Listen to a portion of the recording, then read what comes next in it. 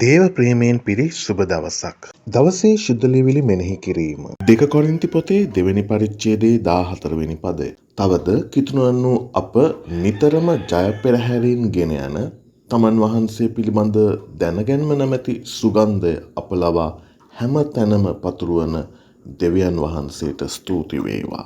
රෝමවරු සිය සතුරන් පරාජය කොට නැවත පැමිණෙන්නේ පෙරහැරක ආකාරයෙන්. මෙම පෙරහැරේදී සතුරන්ගේ පරාජය සැමලීම සඳහා සුවඳ දුම් දැවීමක් සිද්ධ කරනවා. මෙසේ සුවඳ දුම් දැවීමෙන් ඒ සුවඳ ආග්‍රාණය වන මිනිසුන්ට රෝමවරුන්ගේ මේ ජයග්‍රහණය ඒගොල්ලන්ට ආග්‍රාණය කරන්නත් ඒ වගේම රෝමවරුන් විසින් ආක්‍රමණය කළ හෝ යටත් කරගත්තු ඒ වහලුන්ව දකින්නටත් හැකි වෙනවා. දකින්නත් ඒ වගේම සුවඳ දැනෙන්නටත් උන්ට හැකි වෙනවා. ජයග්‍රහණය සහ ජයග්‍රහණයේ සුවඳ දකින්නට මේ මිනිසුන්ට හැකි වෙනවා.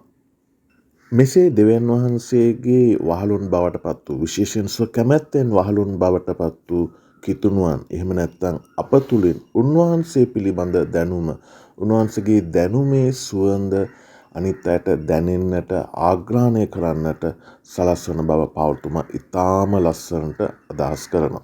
මෙන්න මේ විදිහට ඔබ මම උන්වහන්සේ පිළිබඳව උන්වහන්සේගේ ජයග්‍රහණය පිළිබඳව සුවඳ ප්‍රකාශ කරන නියෝජිතයෝ හැටියට අප ඉන්න ස්ථානය තුළ ඉන්න සමාජය තුළ අපිට සාක්ෂි දරීමට වගකීමක් යුතුකමක් තිබෙනවා. ඔබ උන්වහන්සේගේ සුවඳ සහ ජයග්‍රහණය නිරූපණය කරන කෙනෙක්ද? ඒ උදෙසා පියවර ගමු. ස්වාමීන් වහන්සේ ඔබට බලවත් ලෙසත් බහුල ලෙසත් ආශිර්වාද කරනසේක. ඔබ හැමෝටම ජේසු පීඨයි සුබ දවසක්.